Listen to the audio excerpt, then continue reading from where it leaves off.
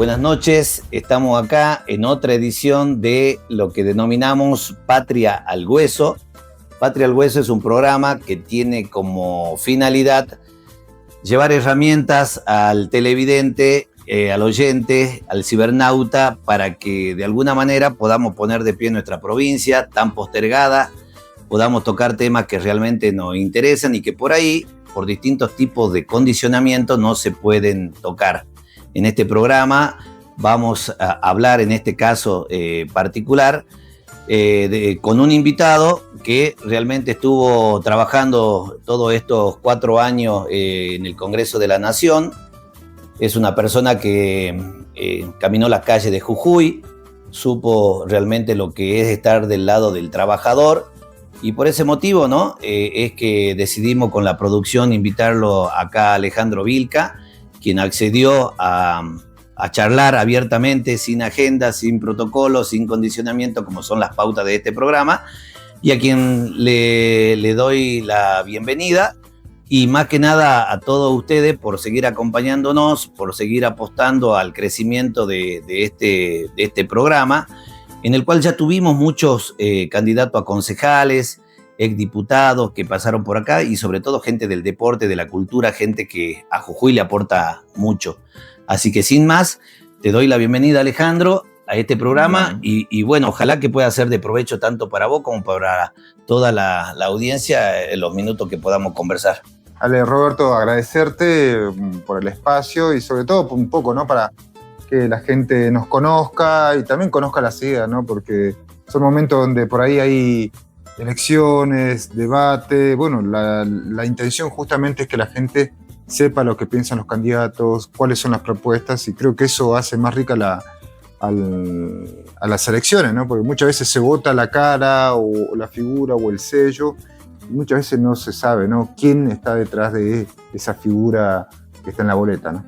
Tal cual, porque también sabemos que más en esta provincia están monopolizados los medios de comunicación masivos, y por ahí es bueno que por intermedio de este programa puedan también, ¿no?, los demás partidos tener su oportunidad y su tiempo como para llegar a la gente.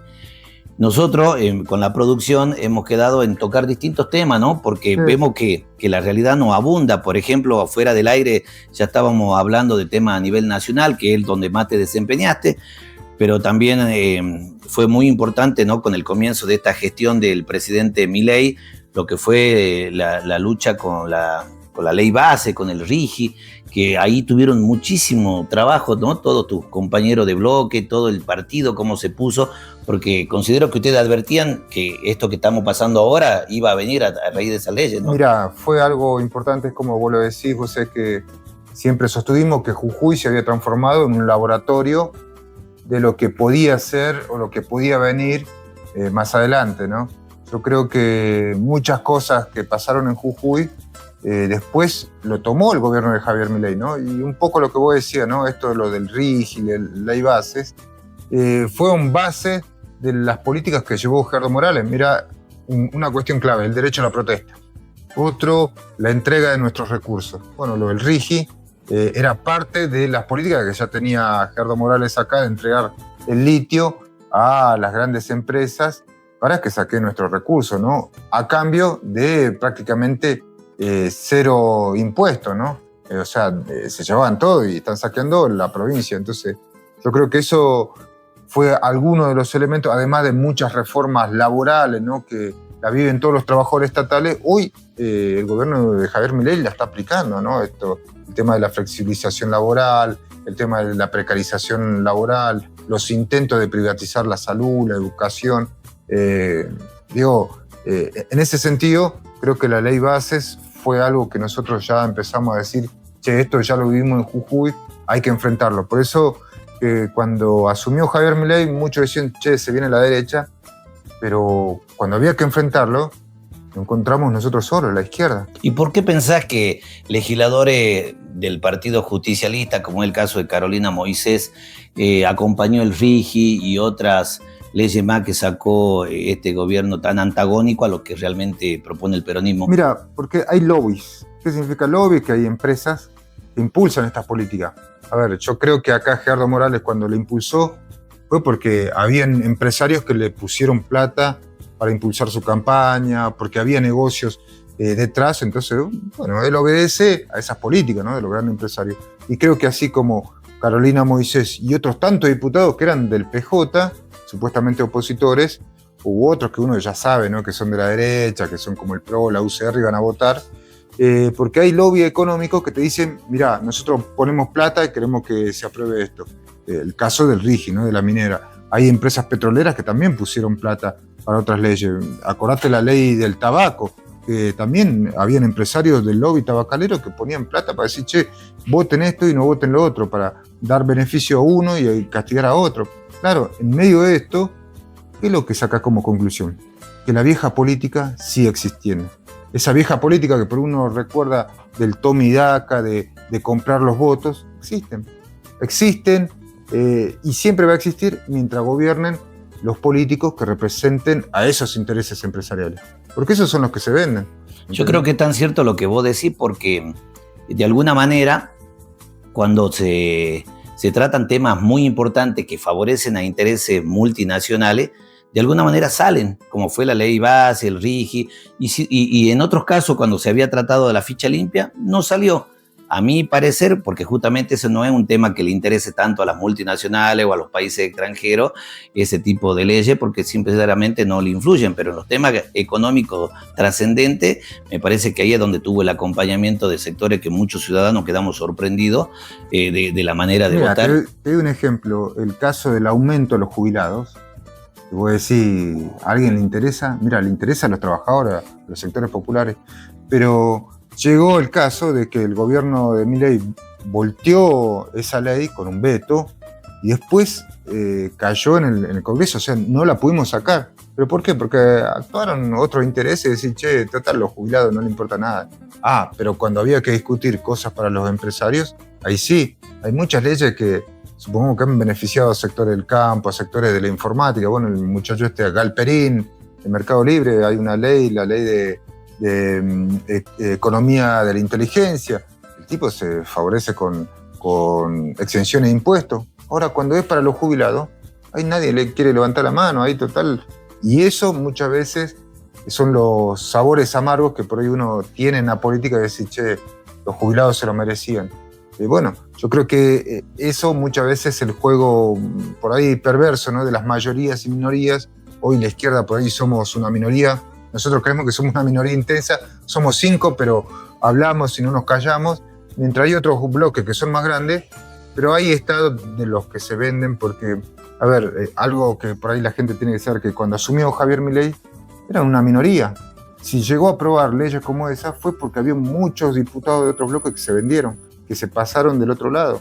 Bueno, como el diputado de Corrientes, Cuellar, el senador, que después lo encontraron en Paraguay comprando departamentos con miles de dólares, y vos decís, ¿de dónde sacó este tantos dólares? Bueno, fue uno de los que se dio vuelta en las votaciones para aprobar la ley base y el acuerdo con el Fondo Monetario Internacional. Entonces, también a Rotondo, ¿no?, del PRO, que se le descubrió cantidad de propiedades de departamentos. Y hay mucho Ritondo, empezó, bueno, y eso te das cuenta que cuando empezás a escarbar, encontrás de que los corruptos, los mafiosos, bueno, ahora se están saliendo muchos casos más, de los vínculos que tienen, ¿no?, con toda esa gente que hace la plata, digamos, mala vida, ¿no?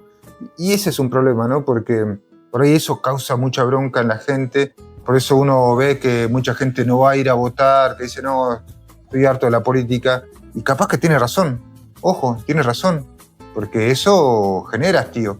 Ahora, el problema está, para los que por ahí queremos hacer las cosas bien, es que si la gente no va a votar, muchas veces la gente que hace mal las cosas sigue ahí. Entonces lo que necesitamos es que la gente se inmiscuya, pero que castigue y construyamos otra alternativa superior a eso.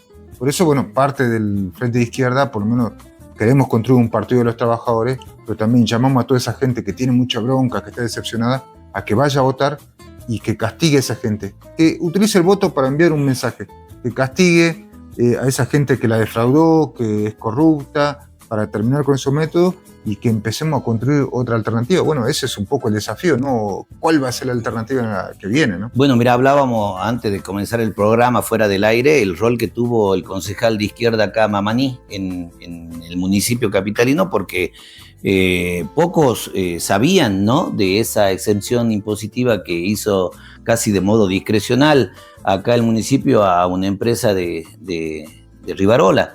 Entonces, claro, cómo desde una banca, en este caso del Consejo Deliberante, un concejal de su partido pudo de alguna manera poner en conocimiento público, hacer la interpelación correspondiente, pero vemos que es muy avasallante la mayoría oficialista en ese recinto, que hace que por ahí no se dé ese equilibrio de poderes o de lucha como sí está sucediendo en el municipio de Perico, donde vemos que dentro de todo hay una diversidad más proporcional de fuerza que permite que hechos de corrupción, que así lo señalan, puedan por lo menos generar consecuencias, que no vemos que esas consecuencias se puedan generar en el municipio de aquí. Mira, yo creo que eso también la gente tiene que interpretar, que las elecciones, votar diputados, también es votar un equilibrio. Los diputados sirven para controlar a los oficialismos, tiene que ser plural, por eso,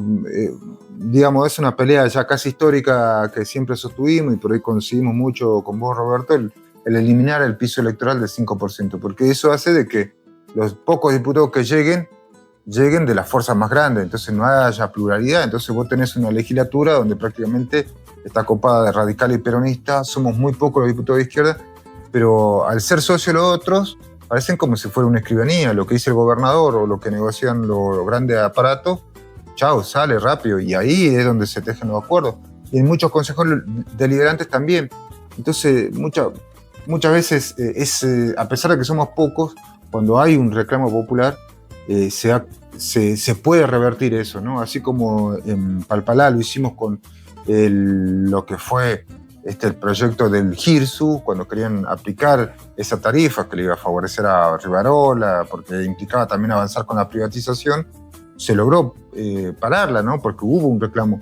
Lo mismo cuando fue la reforma constitucional, que a pesar de ser muy pocos constitucionales de la izquierda, pudimos desenmascarar lo que se tejía detrás y empalmó con el reclamo de los docentes, de las comunidades, y casi puso en jaque, ¿no?, al gobierno. Yo creo que ahí uno tiene que interpretar la importancia de ir a votar diputados para que también pongan en freno a aquellos que se creen prácticamente reyes o emperadores y se quieren llevar todo por delante, ¿no? Bueno, de ese tema en particular, que es la reforma constitucional, lo que dejó la secuela, vamos a charlar en el próximo bloque.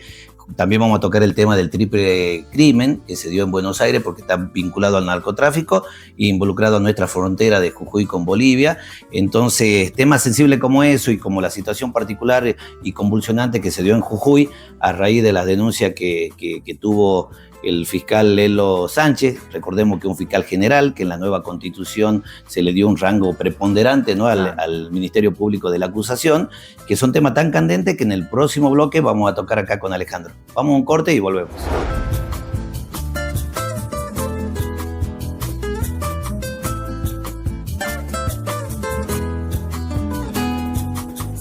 Bueno, segundo bloque de Patria al Hueso y seguimos en una interesante conversación con Alejandro Vilca, que está también nuevamente de candidato a diputado nacional, para que de alguna manera converse con nosotros y ustedes que están del otro lado puedan de alguna manera conocer, ¿no?, su pensamiento, porque hay algo que destacamos aquí, que todo candidato, todo político, todo dirigente tiene que tener un mínimo de coherencia, tiene que ser coincidente los actos que dice con lo que hace.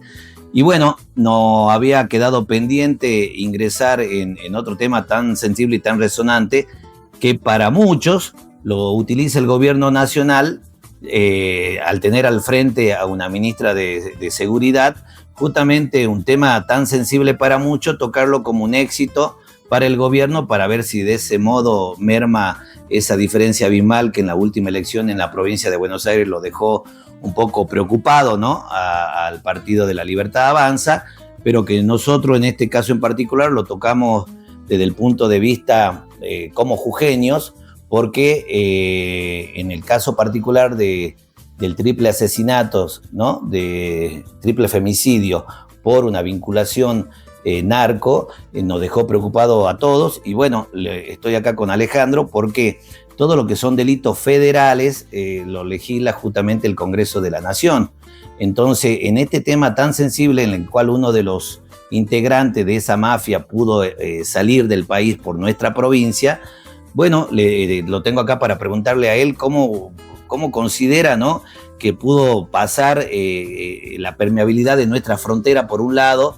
Por otro lado, las leyes que se vinieron dictando, por ejemplo, con menores, es muy fácil con las leyes que dictó Milei sustraer un menor o hacerlo viajar cuando se mermó la cantidad. Explica un poco lo que se trató en el Congreso. A ver, yo creo que dentro de la reforma que hubo, ¿no?, de Sturzenegger, sobre todo sobre la CNRT, diferentes organismos que hacían el control vial, hoy prácticamente un menor puede trasladarse de cualquier punto del país sin necesidad que le pidan documento. Eso ya es bastante peligroso, jodido, porque bueno, se presta a lo que se llama la trata, ¿no?, que hay mucho en el país, y que lamentablemente sacar esas regulaciones hace que sea más proclive a que las bandas del narcotraficante o que utilicen la trata puedan desplazarse y desarrollarse. Bueno, el caso del triple femicidio, de que hayan estas personas que estuvieron vinculadas, que hayan salido tan rápido del país, ¿no? Porque ahora se está rastreando que se hizo por Salta o por La Quiaca. Entonces, que no haya registro, que es raro, ¿no? Bueno, vos fíjate que mucha de esa normativa ni siquiera hoy, ¿te acordás? Antes al chofer se le hacía un test de alcoholemia, ni eso, ni siquiera un control de las unidades. Bueno, hemos llegado a esta situación, ¿no? Pero el caso del femicidio, como vos decías en la introducción, hoy pone sobre el tapete una cuestión que es clave, que es el tema de la violencia de género, que llega, porque más allá de las chicas y el entorno, hay una hazaña, ¿no?, sobre 3 mujeres que está envuelto sobre un caso también del narcotráfico. Eso también es mucho más profundo, ¿no?, porque también el narcotráfico crece cuando hay más pobreza, necesidad. Entonces, imagínate con la situación que hoy se encuentra muchas familias, muchas personas que no llegan a fin de mes, chicos que no tienen oportunidad de siquiera terminar la escuela y buscan alguna salida, y por ahí encuentran en estas bandas una manera de hacer plata fácil, ¿no? Entonces, yo creo que hay que ver también la profundidad de lo que explica esta situación más social, más profunda, de por qué crece estos crímenes y se desarrollan estas bandas. Pero es porque hay un caldo de cultivo, que es la pobreza y la miseria, que ha cobrado es un costo político de una política, de un gobierno determinado que lamentablemente nos está hundiendo toda en la pobreza. Y considera también, Alejandro, de que el gobierno nacional un poco intenta atribuir responsabilidad al gobierno tanto provincial, me refiero a Buenos Aires, y municipal de esas localidades, cuando desmentime si es que hace meses atrás no dictó Milei decretos que favorecían la inversión de narcotraficantes cuando propiciaba un blanqueo, claro, que no iba a investigar los fondos de dónde provenían, y que eso para cualquier cartel de droga que esté en Sudamérica, Argentina es lo más propicio y beneficioso, sumado a que también dictó decretos que hoy en día facilitan a la compra de armas. Claro, a ver, casi la lógica de Javier Milei es tratar de convertir a Argentina como un paraíso fiscal. Si vos blanqueas fondos, que vos como mínima tenés que tener un registro de dónde lo obtuviste. Ahora, si no le pedís nada a nadie, pueden venir gente o carteles, no sé, mexicanos o europeos, a que vengan a blanquear acá dinero mal habido de la droga, de la venta de armas, de la trata. Y eso es lo peligroso, ¿no? Porque él llegó a decir, disculpa que te interrumpa, llegó a decir de que al Estado no le interesa de dónde provienen los fondos, porque esta es una cuestión económica y para eso está la justicia penal, si tiene que investigarse por otro lado. Bueno, por eso vos sabés que no lo hace cualquier país, los blanqueos así.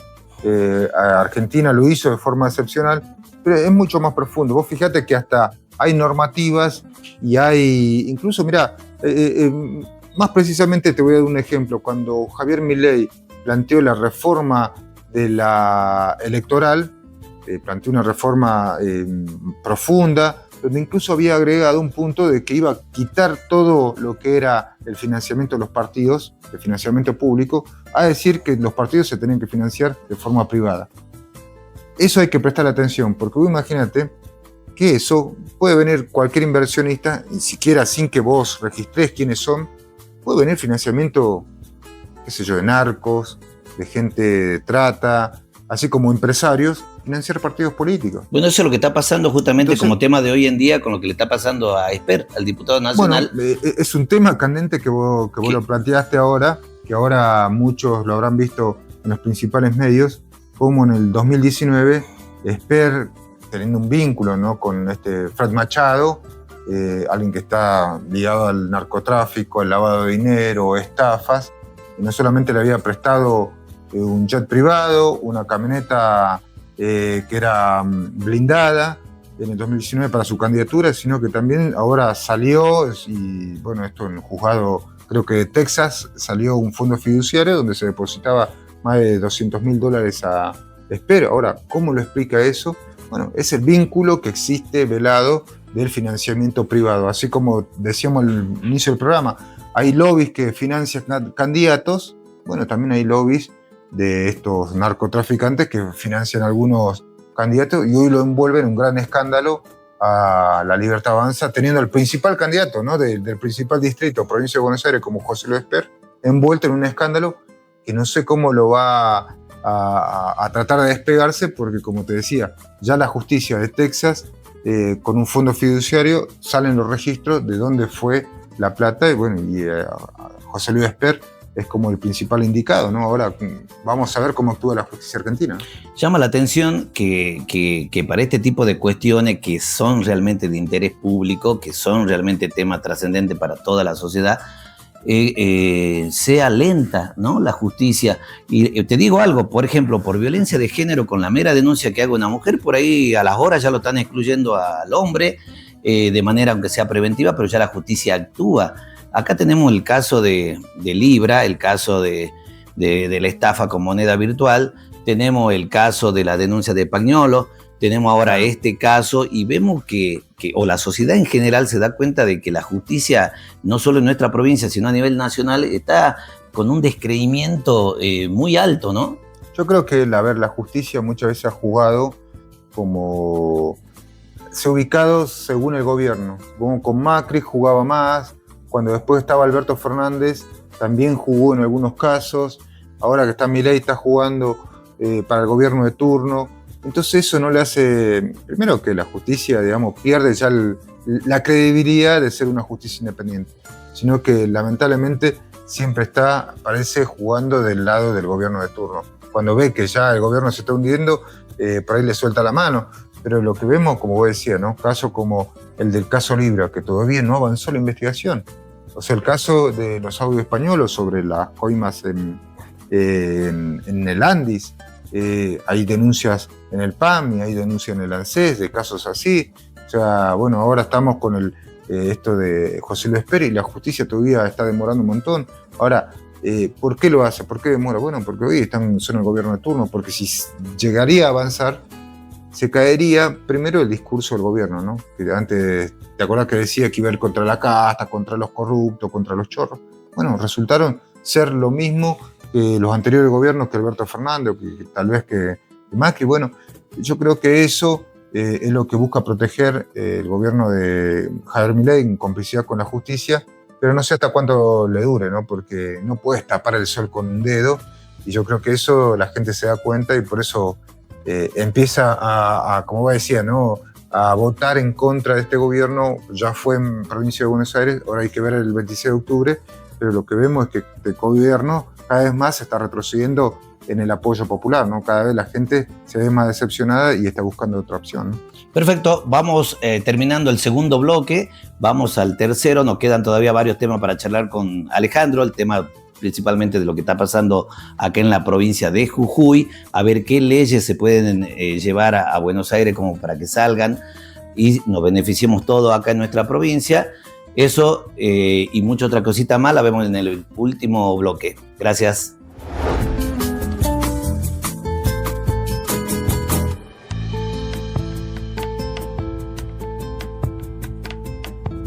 Bueno, tercer y último bloque acá de Patria al Hueso. Es muy interesante la charla que estamos teniendo acá con Alejandro Vilca. Vamos a tocar ahora un tema muy sensible de lo que está pasando acá en nuestra provincia, ¿no? En Jujuy, con un estado municipal de Perico convulsionado, de denuncia, de corrupción, de por ahí de dádiva para otorgar tierra, de emprendimientos. La situación en el municipio capitalino, como adelantamos en el primer grupo, también, ¿no? De hacer condonaciones de deuda a empresarios del PJ. Y sobre todo la noticia de hoy, 2 de octubre, es principalmente, bueno, esta denuncia que tuvo el fiscal general, ¿no? Lelo Sánchez, que venía ejerciendo ese cargo dentro de lo que es el Ministerio Público de la Acusación, es el cargo más alto. Es más, a título personal puedo afirmar que la reforma constitucional, entre uno de los objetivos que tuvo, es darle una mayor preponderancia al MPA, y a ese cargo en particular con facultades realmente exorbitantes. Y bueno, le vamos a preguntar eso a Alejandro, cómo vive esta situación de crisis tanto en el Poder Judicial como en el Poder Legislativo también de varias localidades, y qué es lo que propone también, ¿no? En base a lo que uno observa, qué es lo que le puede proponer al ciudadano jujeño. Mira, primero por esto, ¿no? De la justicia, la verdad que nos asombra también con la celeridad. Entró la legislatura, el juicio político, y a las horas ya estaban interviniendo allanamientos en el EPA. O sea, para mí, yo creo que esto estaba previamente ya pensado, ¿no? Seguramente obedece más a la interna que puede tener el Poder Judicial y también a alguna interna quizá dentro del Poder Político, ¿no? Porque muchos de esos jueces, como también Lelo Sánchez, fueron puestos por una intencionalidad política, ¿no? Fueron puestos para perseguir, para juzgar a algunos dirigentes sociales, sindicales. Entonces yo creo que hoy medio que se le está pasando factura, y yo creo que eso hoy le cayó a Lelo Sánchez la suerte de que muchas veces a él le tocó perseguir a otros, ¿no? Por eso yo creo que hoy entra en ese paso de factura, pero muestra un poder judicial que está amañado por el interés político, económico. Por eso nosotros siempre hemos dicho, ¿no? Preferimos jueces elegidos por voto popular, que sean revocables, que hayan juicios por jurado, que cobren lo mismo que un trabajador, porque hoy la verdad que vos ponete a pensar, lo que cobra un juez es exorbitante, o un fiscal, es muchísimo más alto incluso de lo que cobra un diputado, un concejal, o sea, gente que es elegida, ¿no? Por voto popular, o sea, entonces yo creo que hay que terminar con ese poder. Y yo creo que esto también, ¿no? El tema de cuánto cobra el Poder Judicial y cuánto cobran los políticos, creo que también tiene que hacerse extendido a todo el Poder Legislativo y Ejecutivo, ¿no? Lo que pasa en Perico, supongamos, o lo que pasa muchas veces en casos de corrupción que hay, es porque también muchos hacen política porque quieren hacerse de plata rápido. Entonces, nosotros hay que cortar con todo eso. Nosotros decimos que los diputados, los funcionarios deben cobrar lo mismo que un trabajador y tienen que ser revocables.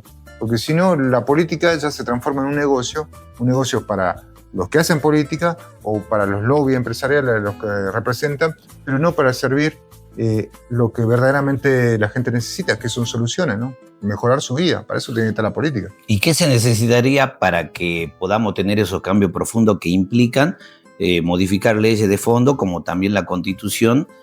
¿Qué herramienta podría decirle a la gente que existiría para volver a recuperar algunos derechos que perdió la ciudadanía con la última reforma constitucional, que entre paréntesis no se la dio a conocer masivamente a la gente? Sí se hizo mucha efervescencia, mucho show mediático al momento de crearle la necesidad de que había que reformarla, pero luego que ya se obtuvo la reforma, que fueron más de un 80%, no se la puso en conocimiento, y mucha gente que ahora ve la consecuencia negativa dice, bueno, ¿qué podemos hacer para volver a recuperar los derechos? ¿Cómo podríamos de nuevo, de alguna manera, reformar la Constitución? ¿Qué camino vería Alejandro para eso? Mira, yo creo que primero que hay que establecer quién va a ser el sujeto social capaz de transformar esa realidad.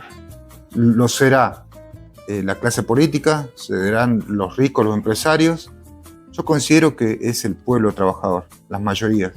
Así como se demostró que la gente sale a las calles y es capaz de desconocer una reforma, yo creo que si el pueblo trabajador se pone de pie, podemos convocar a una asamblea constituyente libre, soberana, donde todos, se elija uno cada 10.000 personas, podemos discutir toda la provincia, desde qué se hace con el litio, qué se hace con el agua, qué se hace con el Poder Judicial, qué se hace con la Constitución, qué se hace con todo, digamos, con los servicios que están en manos privadas, que se estaticen. Digamos, yo creo que esa fuerza social y llegar a esa instancia lo puede hacer si se moviliza todo el pueblo, si empieza a tomar partido la gente. Y para eso es necesario que la gente sea consciente, ¿no? Que participe, pero también que tenga una herramienta, que la gente vea de que tiene que, como te decía en un momento, ¿no? Que la gente no sea ajena, sino que se inmiscuya, pero también que participe, que critique, pero también que sepa, ¿no? Porque muchas veces la gente no sabe y es porque te oculta, ¿no? El poder te oculta, y cuando la gente sabe y más sabe, ahí es cuando tiene miedo esos vivos de siempre, ¿no? Porque cuando la gente empieza a conocer y a saber, y ahí ya se acaban los vivos que te ocultan las cosas y manejan todo a conveniencia propia. Yo por eso siempre decimos, muchas veces labor política no es solamente que te voten o mostrar la sonrisa, sino casi es educativa. Tenés que transmitir lo que por ahí vos conoces a la gente, porque mientras más gente sepa lo que pasa, más va a participar, más va a poder decidir y sobre todo va a poder decidir bien, ¿no? Y quizá porque los que están enquistados en el poder y no se quieren ir, tienen un adagio que dice, mientras menos seamos lo que sepamos, más tiempo gobernamos. Es así, y yo creo que eso se ha hecho cada vez un círculo más pequeño. Más pequeño no solamente en la gente que tiene el poder, sino también se ha hecho más chico lo económico, ¿no? Porque vos podés decir, aquellos que recorremos la provincia, tenemos una provincia rica, con minerales, con agua, con agricultura, con un clima fantástico. Ahora, ¿cuál es el problema? Tenemos de todo.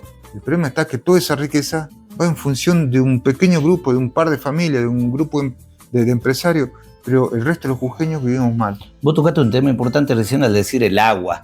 Muchos de los jujeños ya están sufriendo la escasez del agua. ¿Sabrán la mayoría que la administración ya no es propiamente de los jujeños?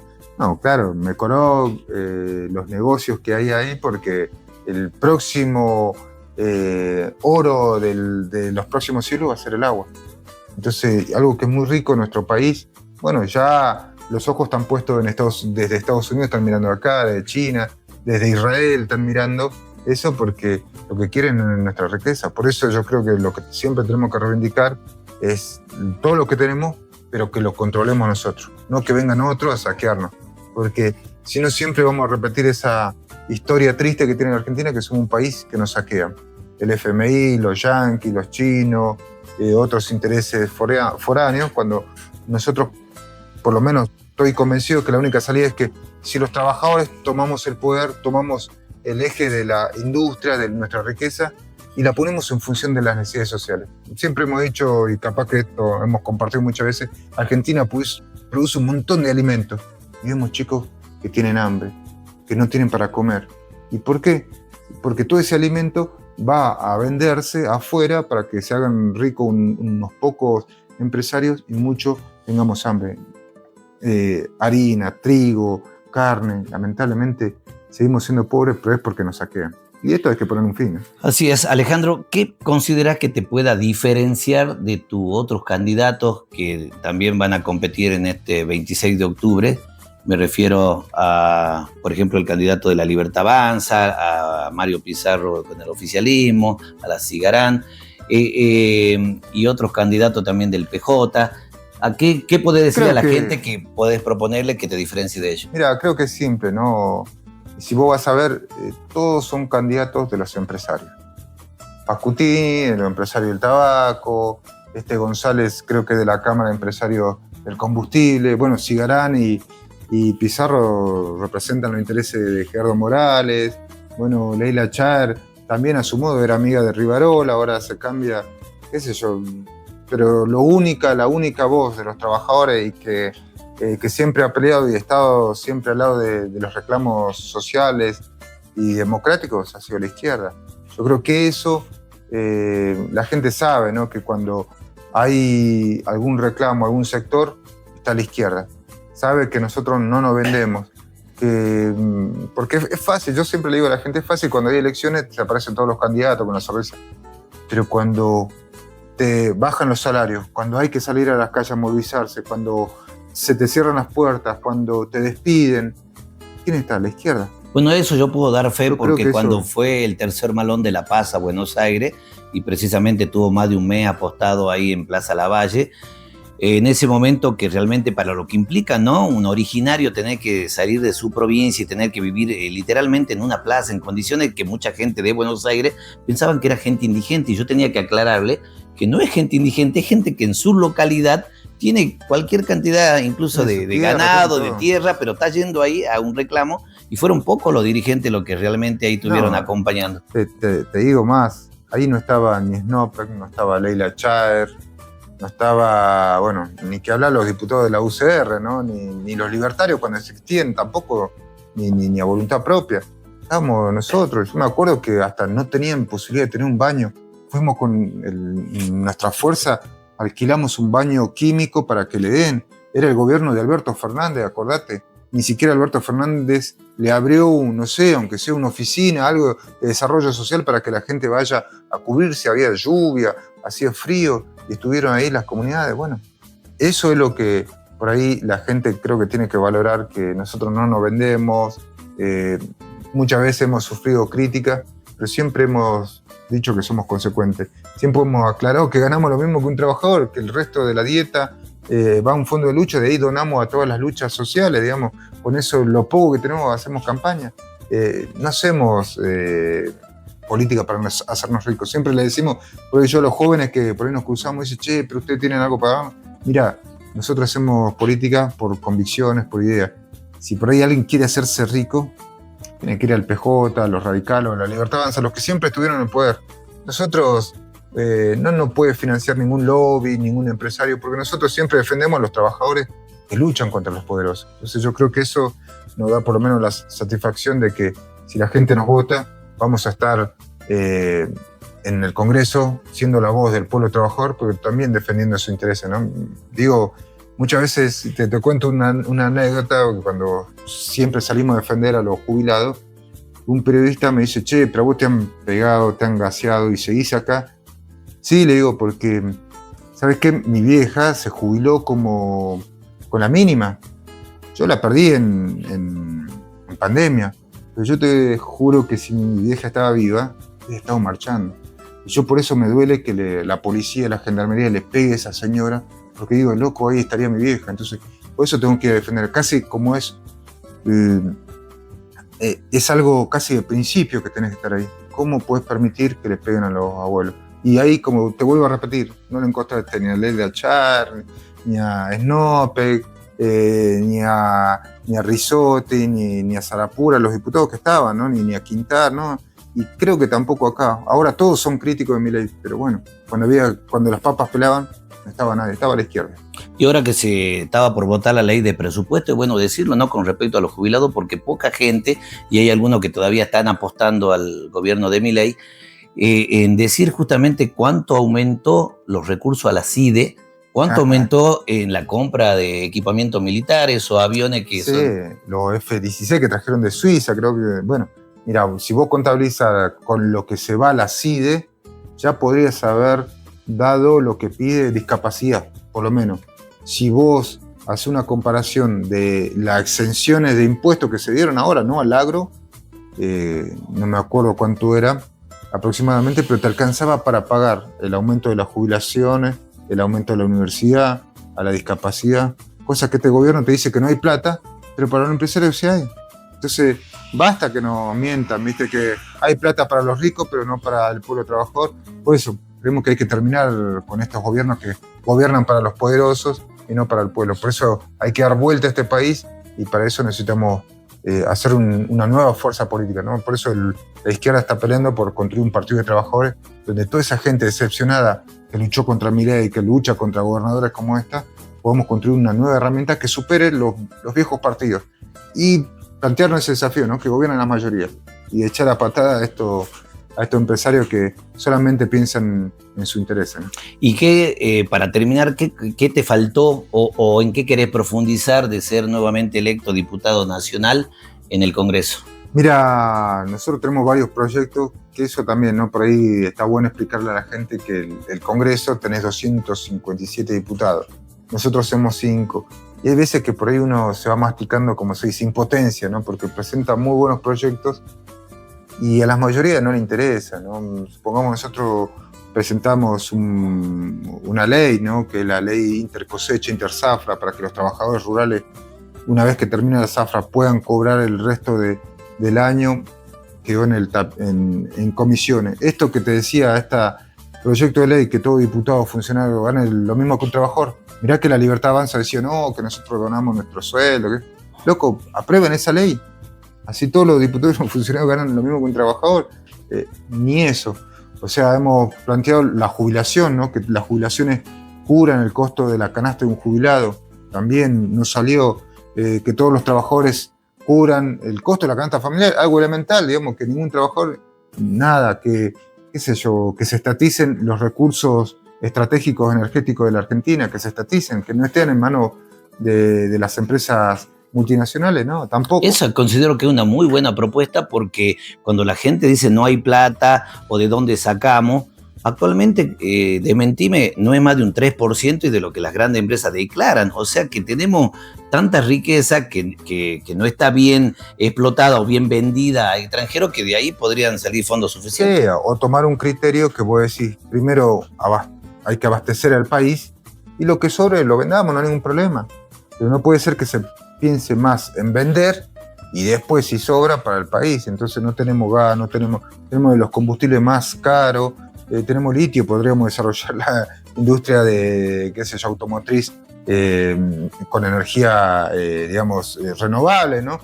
Todas esas cosas no se han desarrollado porque al país lo han transformado en un país de materia prima, ¿no? Y no se me quiere escapar de preguntarte, tocando el tema del litio, ahora la actitud que está teniendo el gobierno de Jujuy de querer privatizar empresas que al jujeño se le propuso como un gran emprendimiento que valía la pena endeudarse, porque en un tiempo mediano íbamos a empezar a recibir los frutos.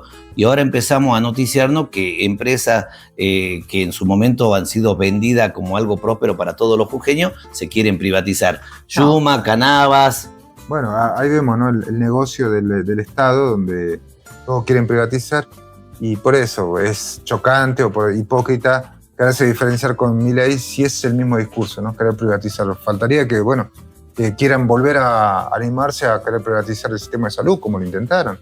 Y eso es peligroso, ¿no? Porque si comienzan con las empresas, después que continuarán con la salud, después continuarán con las escuelas, vamos a llegar a un sistema donde solamente el que tiene plata puede curarse o puede educarse, ¿no? Por eso hay que pararle la mano a estos. Yo creo que Sadir Morales es lo mismo que Milei, tiene sus socios, bueno, hay que enfrentarlo a todo ello. Así que bueno, va a ser el gran desafío que nos espera para después de las elecciones, y ojalá hagamos una muy buena elección y sigamos teniendo al menos una voz en el Congreso de los trabajadores, que creo que ha sido un orgullo que tengamos el reconocimiento de muchos medios, por lo menos han conocido parte de lo que pasaba acá en Jujuy a lo que pudimos opinar allá en Buenos Aires. Y ojalá que aprendamos, ¿no? de las caídas que tenemos como jujeños y argentinos, porque me refiero a que estamos sufriendo las consecuencias de haber delegado facultades extraordinarias, de que nuestro Congreso de la Nación en su momento delega. ¿Y cuál es el argumento habitual? Es que el gobierno anterior gozó de esas prerrogativas. Entonces me parece que el próximo gobierno, sea el que sea, no debemos caer en ese error en decir es tan grande el problema que nuevamente yo tengo que solicitarle como presidente esa facultad extraordinaria o esa prerrogativa que dé el Congreso, porque si no es como que no aprendemos que los poderes tienen que funcionar y que tiene que haber ese equilibrio de poderes, que hoy creo que se extendió esa prerrogativa porque se le iba a suspender en alguna sesión, ya se le iba a cortar la libertad de esos DNU que hoy en día están vigentes. Y bueno, yo creo que es un aprendizaje en esta democracia, un aprendizaje para ir madurando, y propuestas como la que dio Alejandro respecto a qué le podemos agregar a la Constitución, hacer leyes de enganche, mejorar la justicia, la selección de los jueces, son materias pendientes que nos tienen que quedar en una sensación de optimismo. no un mensaje pesimista, sino diciendo, bueno, esta es la democracia que tenemos, la podemos mejorar en muchos aspectos, pero con la participación de todos ustedes, con la participación del ciudadano, y para que participe con mayor ahínco tiene que haber una formación, porque nadie puede defender sus derechos si no los conoce. Entonces, desde este espacio, desde Patria al Hueso, lo que intentamos es dar alguna herramienta, algún mensaje como para que seamos exigentes con la clase política, seamos exigentes con lo que nos gobiernan, porque tenemos mucha satisfacción en el ámbito del deporte. Argentina campeón del mundo, mucho deportista, mucho artista, mucha gente de la ciencia, el CONICET, pero en lo más importante, que es quienes administran nuestros recursos y nos hacen sufrir o gozar de acuerdo a los salarios, de acuerdo a las leyes que se dictan, el gobierno, y ahí es donde menos interés por ahí la gente le presta, y ya se vio en las últimas elecciones un 48% que fue alarmante, y no vemos política del Estado que le diga a la gente o concientice a la gente para que vaya a votar. ¿A vos cómo te preocupa este tema de la participación? Me preocupa, bueno, porque también es un problema, ¿no? Que la gente esté decepcionada de la política. Muchas veces eso puede ser funcional a la gente de poder. Por eso creo que para mí el trabajo que tenemos que hacer es animarle a la gente, ¿no? Que participe. Yo sé que es duro, pero si uno no se mete, no se inmiscuye, los otros van a hacer lo que quieran siempre, ¿no? Entonces yo creo que va a haber una gran oportunidad este 26 de octubre a que la gente castigue. Sí, es necesario que castigue. También que premie a aquellos que estuvieron luchando, que bancaron. Pero también hay mucha gente que ha venido de mucho sacrificio, porque todos los gobiernos te dicen, hagamos el sacrificio un poquito más. Mira, el discurso ese yo lo escuché de Macri, de Alberto Fernández, con más ahora Milei, no sé hasta cuándo vamos a seguir sacrificándonos, porque la gente ya no va para más. ¿Entendés? Entonces yo creo que eso hay que ponerle un freno, y ojalá que este 26 de octubre voten bien la gente, utilice el voto para enviar un mensaje, pero también que nos ayude a construir otra alternativa. Dijiste voten bien, y vamos a estrenar un nuevo sistema electoral, que es la boleta única. ¿Cómo considerás vos que para transparentar más el voto y sea realmente privado, no tenga la posibilidad el elector de sacar fotografía al momento de por quién está votando? Digo esto porque se está trascendiendo que quienes siempre captan voluntades, quienes hacen promesas, exigirían potencialmente que el sufragante le envíe una foto. Mira, bueno, esto ya... O sea, primero que vamos a ir a un sistema muy nuevo, ¿no? Boleta única, tiene todas sus complicaciones. Además, bueno, siempre hay los vivos que van a querer eso, ¿no? De tener, ¿no? Un sistema clientelar, aquel que va a votar, que le pases el voto y tener un voto comprado. Ahora vamos a ver si efectivamente eso funciona, ¿no? Porque yo creo que estamos en un sistema nuevo, donde, yo te digo, hemos visto el modelo de boleta, es muy complejo, ¿no? Y porque son letras más chicas, son párrafos, las fotitos son más chicas, y bueno, vamos a ver cómo funciona, ¿no? Pero yo creo que la boleta única, yo creo que no resuelve todos los problemas electorales que tiene, ¿no? El sistema argentino. Primero, porque no hay pauta gratuita para que la gente conozca las opiniones de todas las ofertas electorales. No hay posibilidad de que muchas fuerzas políticas puedan tener legalidad y se puedan presentar. No hay debates públicos, que tienen que estar garantizados en televisión. Vamos a ir a un sistema que va a ser nuevo y vamos a ver cómo funciona. Ojalá que no haya ninguna de estas maniobras que siempre nos tienen acostumbrados, pero me parece que hay que tener fiscales. Vamos a tratar por lo menos de llegar a la hora de la votación que se cumpla, ¿no? Y que no haya estas triquiñuelas o esos juegos que hacen siempre los punteros de querer fraguar las elecciones, ¿no? Hasta algunos hablan de que hay viromes que se pueden borrar, ¿no? Hasta eso, mira el ingenio, ¿no? Pero siempre para tratar de sacar ventaja para los más poderosos, ¿no? Porque en cierta manera cuando hacen esas trampas es tratar de evitar que el pueblo se exprese, ¿no? Así es, muy interesante la charla. Seguramente te vamos a tener ya cuando pasen las elecciones, para que ya conversemos, en su caso, ya haciendo un análisis de lo que pasó y de lo que viene en adelante para los jujeños y para el destino de la patria, ¿no? Muy agradecido por estos minutos que dispensaste. Sé que mañana tenés un viaje, ¿no? Sí, estamos viajando y recorriendo la Quebrada, la Puna, así que volvemos, y después, bueno, hay otros medios que tenemos acá en San Ciudad de Jujuy, hay un debate también, creo, en el Colegio de Ciencia Económica, algo así, también debate de candidatos, así que también vamos a participar. Bueno, muy agradecido a ustedes también para que nos sigan acompañando en esta edición de Patria al Hueso. Va a ser el próximo capítulo con otro invitado y esperanzado de que podamos haberle dejado algo siquiera para concientizar en una mayor y mejor formación cívica. Hasta el próximo programa.